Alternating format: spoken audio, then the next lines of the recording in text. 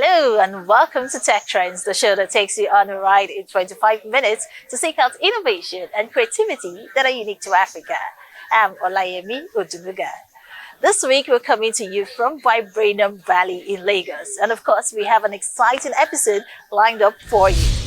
First, we'll join the US President's Advisory Council on Africa Diaspora engagement on their tour of Lagos tech startups. Then we'll show you an interview with the UN Assistant Secretary General and UNDP Regional Director on the recently launched UNDP Timbuktoo Fintech Hub in Lagos. And later on the program, we feature Archiving, a startup with a mission to preserve Nigerian history by digitizing newspaper pages. Stay with us and we'll give you more in just a moment.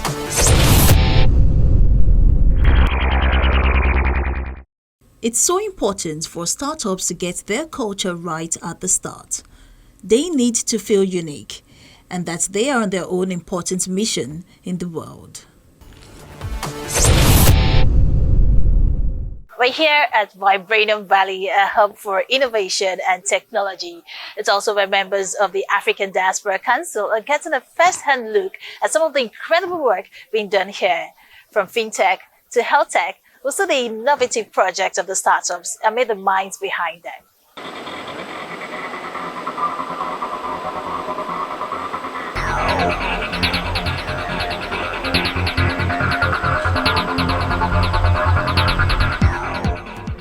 This visit to Vibranium Valley in Lagos highlights the important role the African diaspora plays in driving technological advancement and economic growth in Africa. Received by the U.S. Consul General Will Stevens, members of the U.S. President's Advisory Council on African Diaspora Engagement first get a feel of what to expect at the hub before meeting with the tech startups.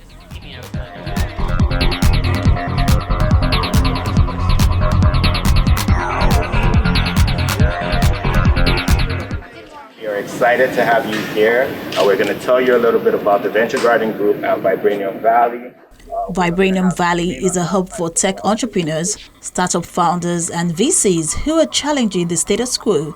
And this tour is really to see the potential in Nigeria's tech ecosystem and how it can be nurtured.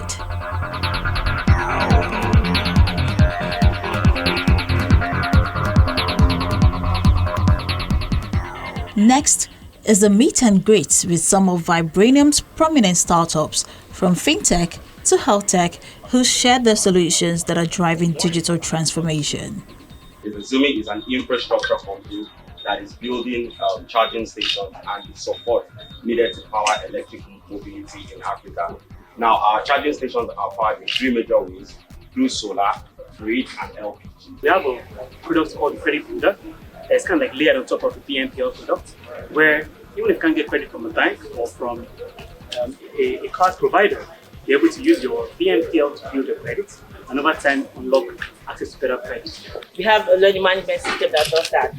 For those courses to happen online, we need live classes. We have Studio, which you mentioned, we said the toe-to-toe. We can go toe-to-toe with Zoom and Google Meet. Live classes happen there, meetings can happen there. We have the application portal that are customized and can be branded for universities. So if you're partnering with us, you have a dedicated application portal where students can go and apply for their degree programs and master programs. So what we did was provide 4 things. Number 1, payment infrastructure. Number 2, currency exchange. Number 3, liquidity. And number 4, regulatory compliance intelligence. So that international money transfer operators will be able to, through us, process funds into African countries. This is the Council's first visit to the continent as a team, and their presence at Vibranium Valley shows their recognition of the continent's tech ecosystem, as well as their aim to empower the entrepreneurs here. As a stop in Lagos wouldn't be a stop in Lagos without a stop at a tech center, to highlight the incredible advances that are happening in the technology sector here in Lagos and in Nigeria. I think it's going to bring back, one, some specific deals and engagements, but two, it's really helped us to learn how we can leverage this commission. It's a new commission, right? And it's something that we're trying to figure out how is the best way we can make an impact with them. So I think that's going to bring back some interesting lessons on where they recommend, because these are stars in the private sector. right? People who are very established in what they do, and they're coming and seeing kind of what we're doing as a government, what your government's doing. They're going to go up to Abuja today and have meetings, and I think that'll bring back some ideas on how we can engage with the rest of the continent. The U.S. President's Advisory Council on African Diaspora Engagement was set up by the U.S. government in September 2023 to provide guidance to reinforce cultural, social, political and economic ties between the U.S. and Africa.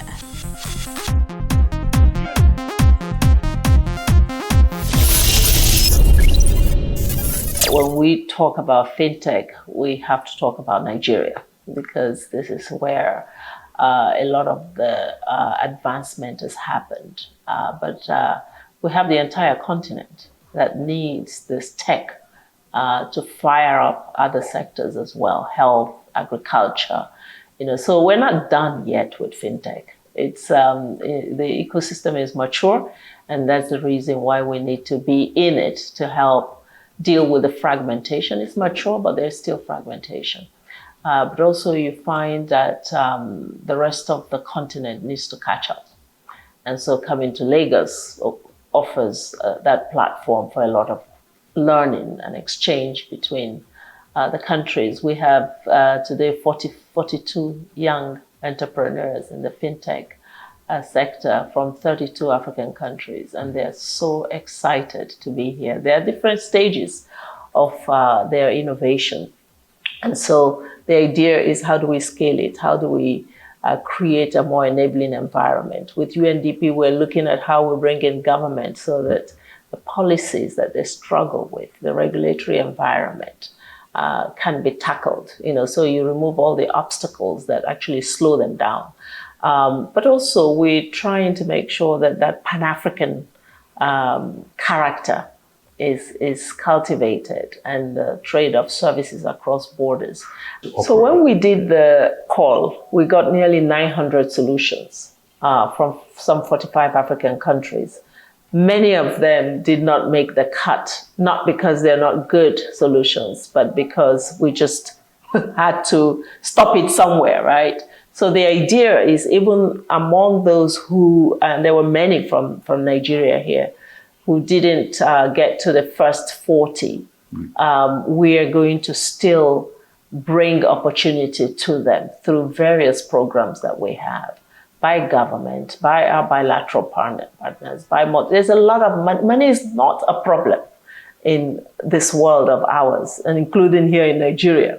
It's just not being channeled in the right places. And people who have money sometimes also who want to invest say, we don't have a pipeline.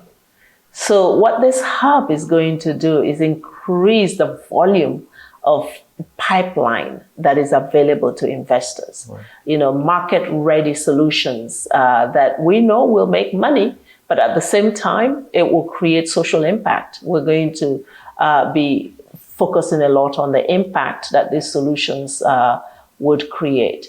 We need to pay attention that we have a generation that's not just after their own personal success, but actually want to invest in their communities and in their countries. That's what we're seeing in UNDP, and that's why we're in this, because we feel there's a whole cabinet of conscience within this space of youth.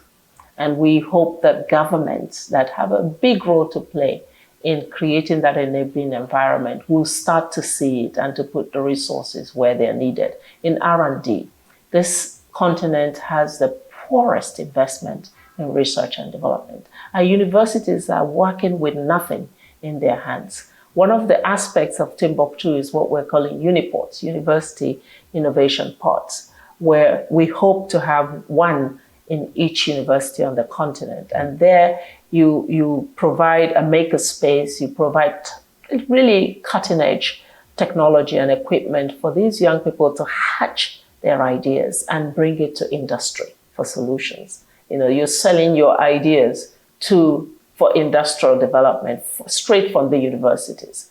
No Silicon Valley without Stanford University. That message needs to get through, that we need to invest also in our universities. You're doing it now with trying to train young journalists straight out of the university. We need to equip them. so that they have greater relevance for developing their nations. And I really think that this is a ready-made market for development in terms of our young people and our investment.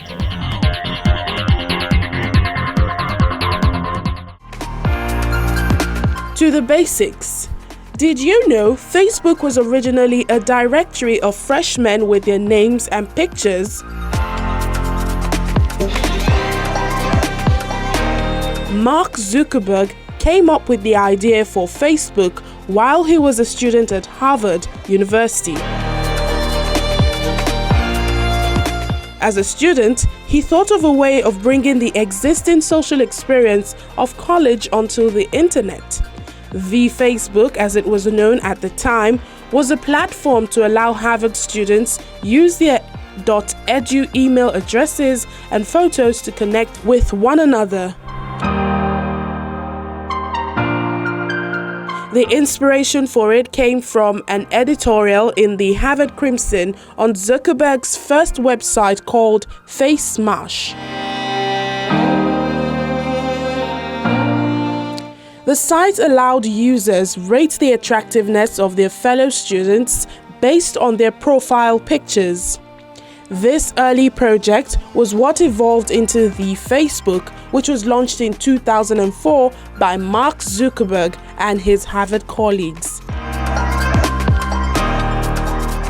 The company dropped "the" from its name after purchasing the domain name facebook.com in 2005, and it became known simply as Facebook.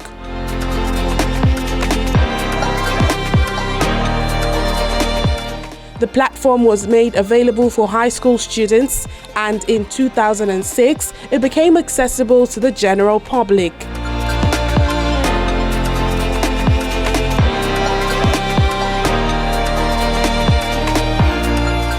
Facebook quickly became the leading social networking website in the world.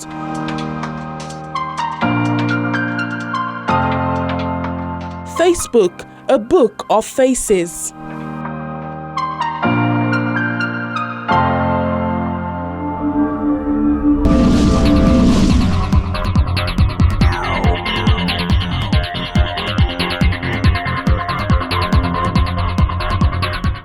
How much do you really know the tech world? Put your knowledge to the test with these trivia questions.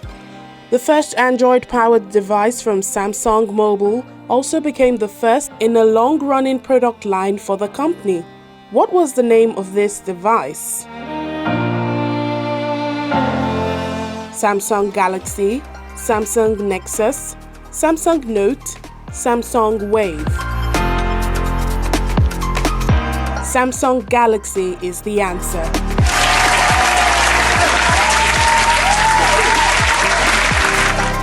Placed in the chest to monitor or correct abnormal heart rhythms, the medical device known as an ICD is short for implantable cardioverter wart. Device, detector, dialysis, defibrillator.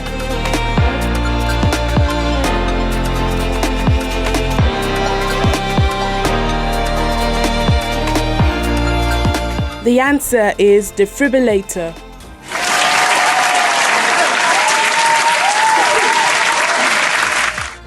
What Google software, debuting in 2016, offers vocal help to Google mobile and smart home device owners? This virtual helper's name implies that its job is to help you reach your goals. Google Now, Google Home, Google Voice, Google Assistant. You got it, Google Assistant.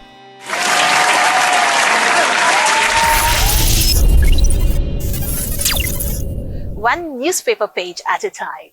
Archiving is taking on the task of digitizing every newspaper ever published in Nigeria. Their goal is to scan and digitally archive at least one newspaper for each day over the years, totaling about 18,627 newspapers. By making these historical records accessible online, the startup is ensuring that the stories, culture, and history of Nigeria are preserved for future generations. In this small office, filled with the hum of a giant scanner and the scent of old papers, history is being preserved.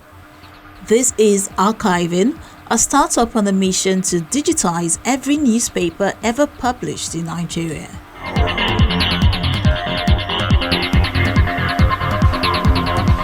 Page by page, each newspaper is delicately scanned, converting fragile yellowing paper into a vibrant digital archive that breathes new life into the stories of the past.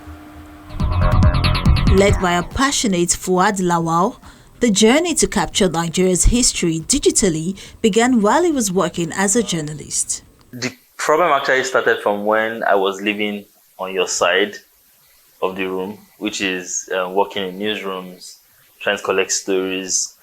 The first thing was how difficult it was to just find historical material to build context on top of, right? You want to write a story about the elections, how our previous elections gone, like from before the internet. And it just became very, very difficult to source material. And the more I spoke to people about it just in small talk, the more it became clear that, oh, this was the problem we all shared. And so we started to ask the question, just a random curiosity, which was, what if we could figure out how to find every newspaper and magazine ever published and then make them accessible? And we chose newspapers and magazines because journalists literally have one job: to show up every day and to like collect their world and what is happening. And you probably heard the quote of today's news is tomorrow's history. Having an idea is one thing, but turning that idea into a reality is another. This project, to scan and digitally archive at least one newspaper for each day of 51 years, starting from 1960, is an enormous task. And Fuad says they are not stopping until every single newspaper and magazine ever published in Nigeria has been digitized, from articles to obituaries and even vintage ads. Still here, there's the News, Citizen, Newswatch, the iconic Newswatch. This project is also one that requires searching for these papers, acquiring them and getting the right equipment to do the work.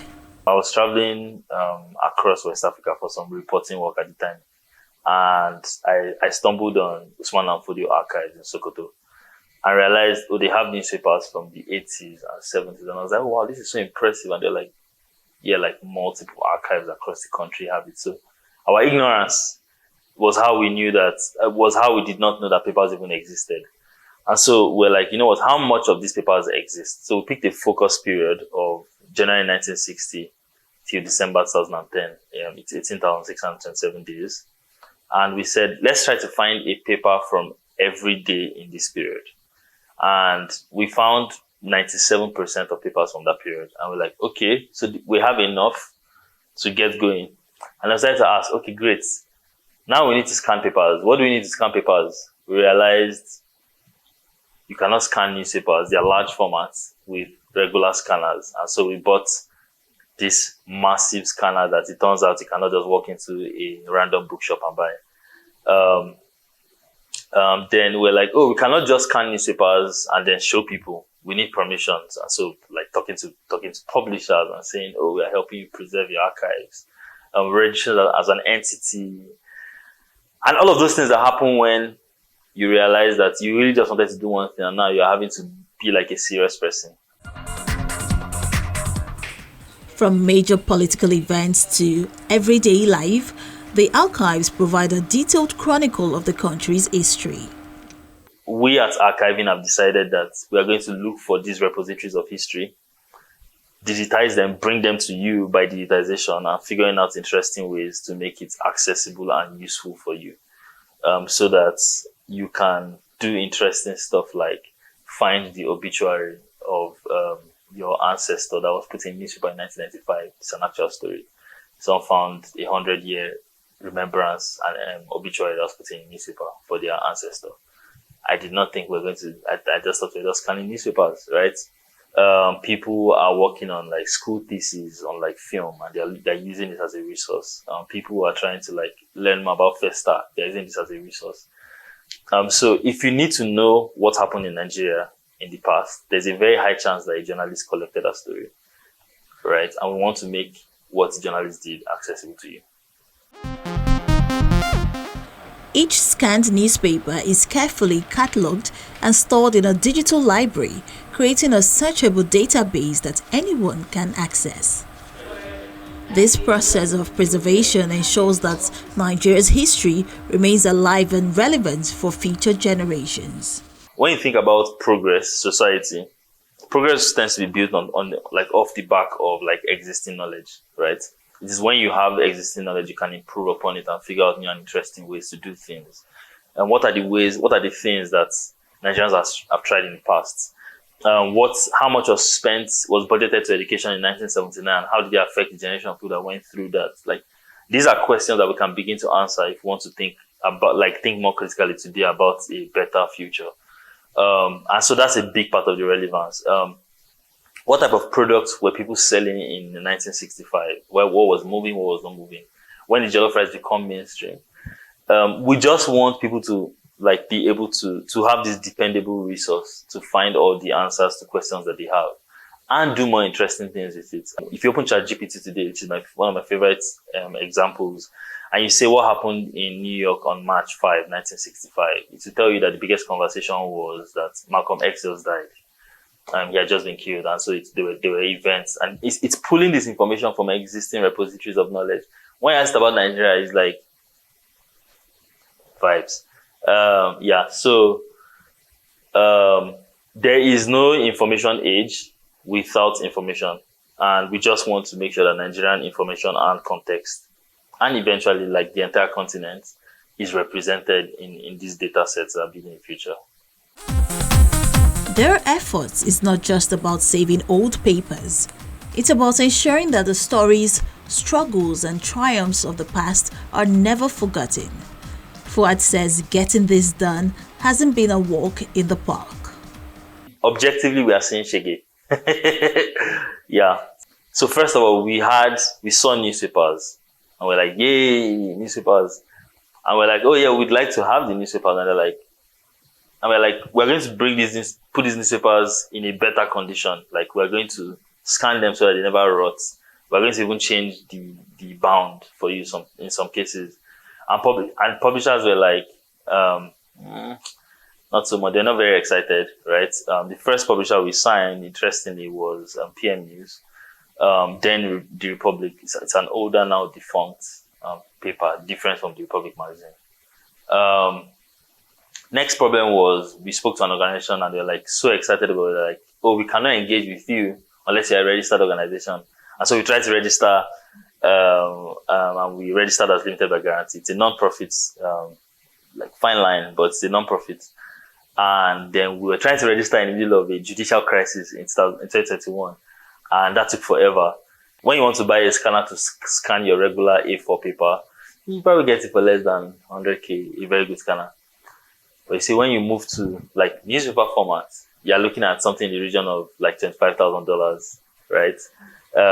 And so we made payments for the scanner, and it was supposed to take 3 months, but it was post-COVID. We were in the middle of a global supply chain crisis. It took 13 months.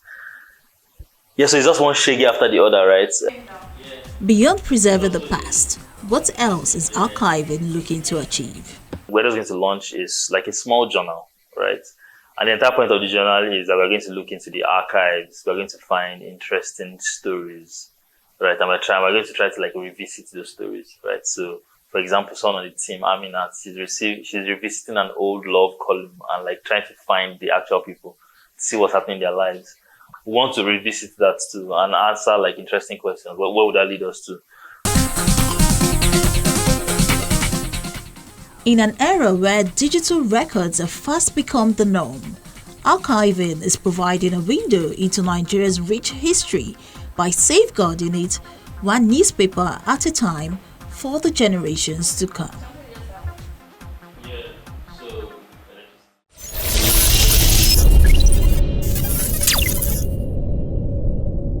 And that's all for today's episode of the show. Don't forget, Tech Trends is here to share insights, trends, and developments happening in the tech space.